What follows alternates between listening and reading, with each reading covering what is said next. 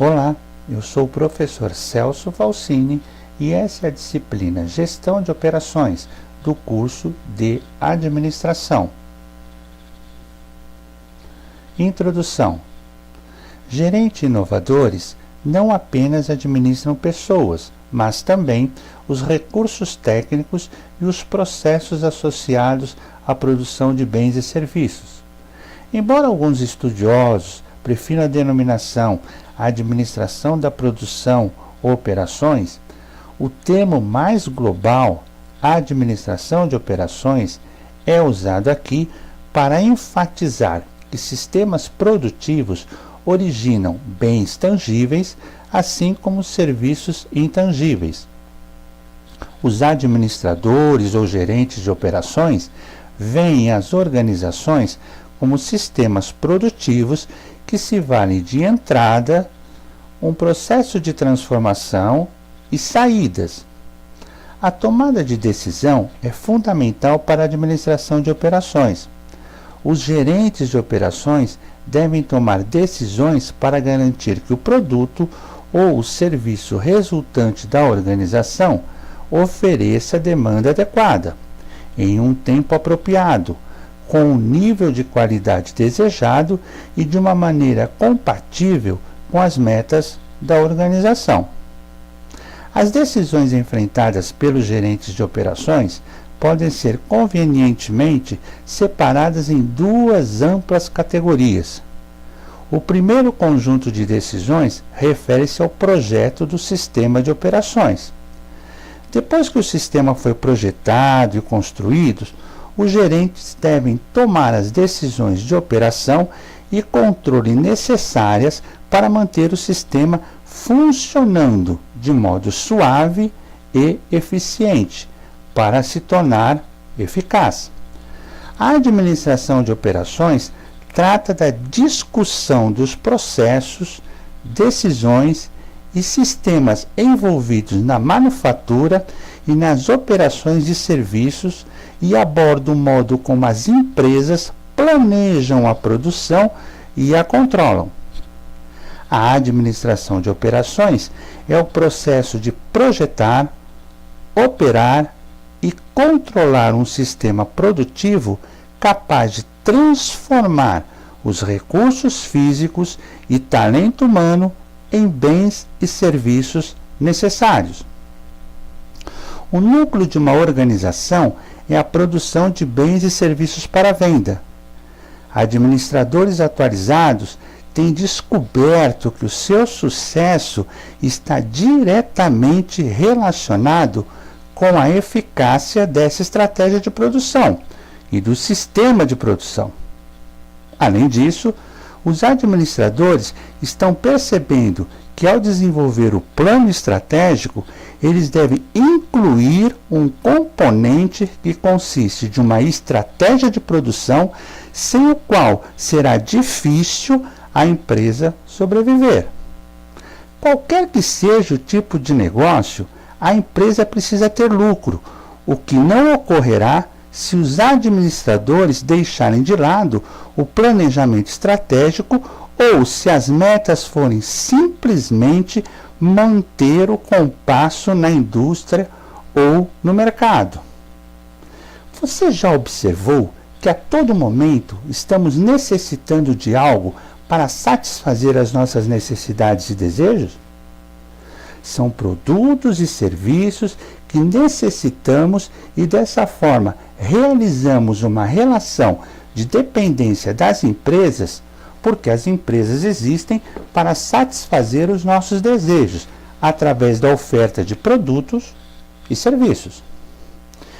Em um mundo globalizado e competitivo, devem sobreviver as organizações que conseguir melhor adaptar-se à velocidade das mudanças, com qualidade e produtividade. Então vejam a importância dessa disciplina. A principal função de toda empresa é a produção.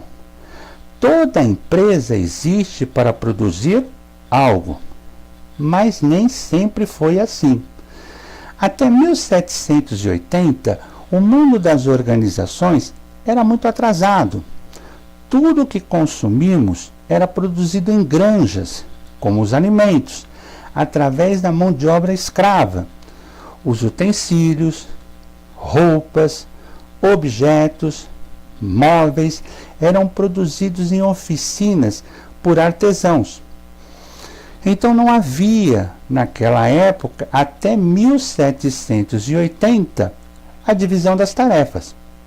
Não havia especialização de função, padronização de produtos, garantia de qualidade, até que em 1769, James Watt desenvolveu a máquina a vapor, que revolucionou os meios de produção. Então, nós entramos na Revolução Industrial.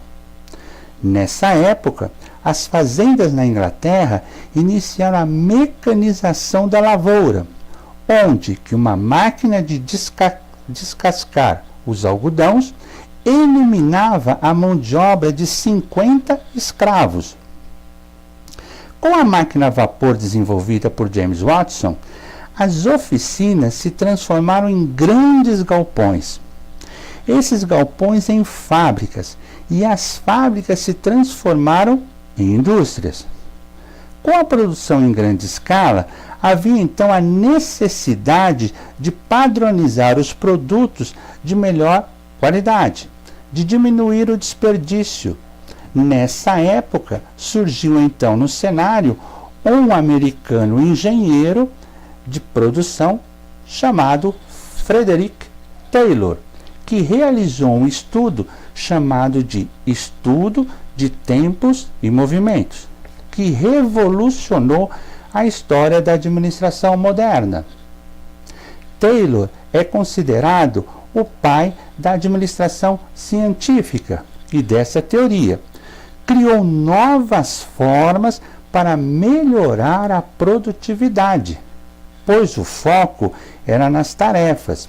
Então Taylor revolucionou a administração através da observação de como os operários realizavam as suas tarefas.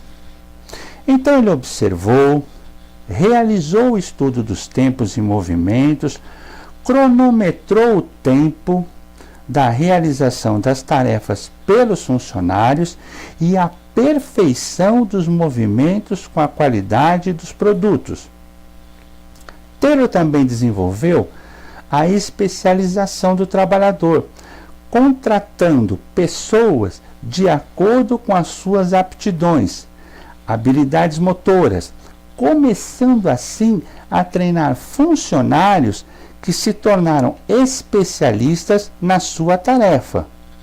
Dessa forma, o objetivo era alcançado: fazer com que os funcionários fizessem atividades mais simples e repetitivas e errassem menos, alcançando então uma maior produtividade, produzindo mais e com qualidade. Eles seriam reembolsados e remunerados por sua produtividade. Taylor desenvolveu também a supervisão funcional, onde os supervisores, que antes eram considerados capatazes, acompanhavam de perto o trabalho de escala dos funcionários. Realizou também a padronização de ferramentas e equipamentos. Além desse estudo, ele realizou vários outros e é considerado, como dissemos anteriormente, o pai da administração científica. Mas também foi muito criticado pela visão que tinha do trabalhador, que considerava como o homem econômico, aquele que só trabalha pelo dinheiro. Então, qual a ideia de Taylor? Vamos selecionar as pessoas especializadas nas suas tarefas, treiná-las, acompanhar a produtividade dessas pessoas e realizar a remuneração por produtividade. Quem produzisse mais e melhor, ganharia mais e receberia um salário maior. e dessa forma a empresa alcançaria a eficiência na época.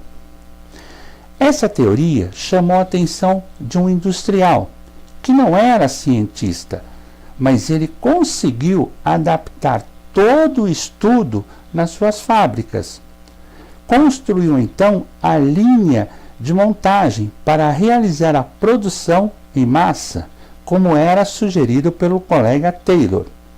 Então, como seguidor de Taylor, tivemos Henry Ford, o famoso fundador da Ford Motors, que aplicou os conceitos da administração científica, revolucionando os métodos e processos produtivos até então existentes, surgindo aí o conceito da produção em massa, caracterizada por grandes volumes de produtos, sistema extremamente padronizado e busca por novas técnicas para melhorar a produção, que foi denominada como engenharia industrial, trazendo então os conceitos de linha de montagem, arranjo físico, balanceamento de linha, produtos em processo, motivação, e aí também nasceu os sindicatos. Voltando agora para a nossa discussão, por que na produção existe uma diferença entre um produto e um serviço? E a diferença no processo de elaboração da manufatura de um produto ou da operação de um serviço? E é isso que nós vamos ver agora. A produção, por um conceito bem simples, diz que é a transformação de alguma coisa em outra com maior valor. Então, todas as operações das empresas relacionadas à produção de bens e serviços são consideradas produção. Portanto, estamos a todo tempo produzindo alguma coisa ou realizando alguma operação. A gestão da produção ocupa-se da atividade de gerenciamento estratégico dos recursos escassos. Todos os recursos que temos na produção, nesse caso o espaço, as pessoas, a tecnologia que utilizamos, o capital, precisam ser gerenciados. Então, a gestão da produção ocupa-se do gerenciamento estratégico dessas atividades, onde temos interação desses recursos com os processos que produzem, até a entrega de bens e serviços, visando atender às necessidades e desejos dos clientes. A gestão da produção cuida de planejar, organizar, executar, controlar e avaliar todos os recursos e insumos envolvidos na produção, com a finalidade de oferecer ao cliente o melhor produto ou serviço em termos de qualidade e de custo, e também de tempo. Então, toda a produção funciona como se fosse um sistema, um conjunto de partes integrantes que interagem entre si em cada subsistema. Cada uma dessas partes com a sua função específica para alcançarem o objetivo final, que é a realização do produto ou do serviço com qualidade. Então, a gestão de produção refere-se também aos serviços que emprega mais pessoas e movimenta a maior parte os recursos de todo mundo, inclusive no Brasil. Portanto, a maior parte desses recursos são definidos em um sistema de produção de uma organização, onde o principal sistema é o subsistema dessa produção. Numa organização, temos as entradas, que são as pessoas, as máquinas, as matérias-primas, os equipamentos, as tecnologias, que chamamos de inputs. E através de um processo de transformação onde se agrega valores, todos esses recursos e entradas são transformados em saídas, que são definidas como outputs, que nós chamamos de produtos, que são os bens ou serviços que saem. Em um processo de produção, nós temos as entradas, a transformação e a saída.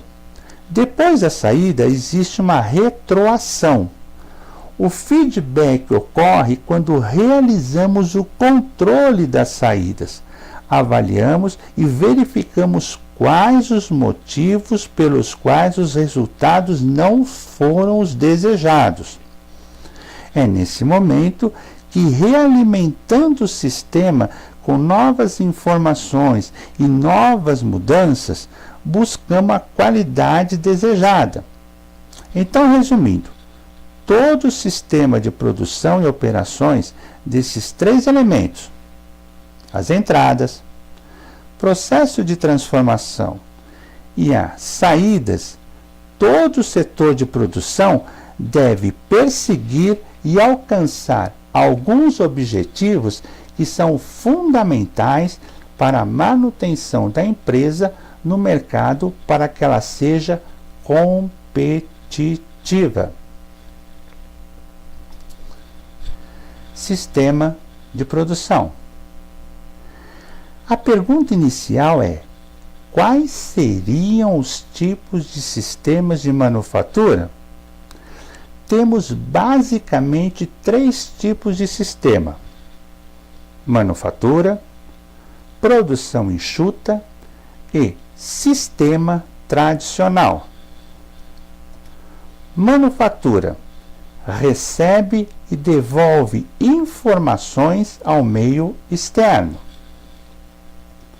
Produção enxuta, uma abordagem sistemática para identificar e eliminar os desperdícios por meio de um processo de melhoria contínua, em busca da perfeição a partir das necessidades dos clientes. Sistema tradicional está subdividido em três sistemas básicos: sob encomenda, produção em lote e produção contínua. Sistema sob encomenda é um sistema de produção utilizado pela empresa que produz somente após ter recebido pedido ou encomenda em seus produtos pelos clientes. Temos aí como exemplo a produção de aviões, a produção de navios. O outro sistema é produção em lote, que é utilizado por empresas que produzem uma quantidade limitada de um tipo de produto de cada vez. Essa quantidade limitada é denominada lote de produção. Temos aí como exemplo a produção de têxteis, a produção de peças e cerâmicas. Produção contínua é utilizada por empresas que produzem determinado produto, sem modificações, por um longo período de tempo. O ritmo da produção nesse sistema é acelerado e as operações executadas sem interrupção ou mudança. Exemplo: a produção de automóveis, produção de aço e produção de petróleo. Estudos do tempo e movimento. O estudo de tempos e movimentos consiste em analisar os movimentos dos trabalhadores das máquinas e equipamentos. O objetivo é padronizar esses movimentos, de maneira que ocorram menos desperdícios, visando analisar o movimento das máquinas e dos equipamentos, principalmente a partir de fluxos de processos. Consiste em contabilizar o tempo e o movimento. o tempo que você leva para poder fazer determinadas atividades dentro de um processo produtivo. Os objetivos basicamente do estudo de tempos e movimentos estão envolvidos em quantificar em quanto tempo eu levo até para realizar determinado movimento, que pode ser movimento do braço da pessoa, pode ser um movimento da pessoa buscar uma peça na bancada e voltar para poder preparar a máquina e etc. O tempo padrão de cada movimento é muito importante para que a gente possa quantificar esse tipo de atividade. E após definir o tempo padrão, com isso conseguimos medir o trabalho, gerando a medida de tempo desse trabalho e um projeto de métodos. O projeto de métodos vai nos proporcionar a padronização do processo produtivo. E quando falamos em padronização, lembramos de Taylor. Está aí, então, a grande contribuição desse cientista, pensador e celebridade da nossa administração. Eu fico por aqui e te vejo na próxima aula. Um abraço!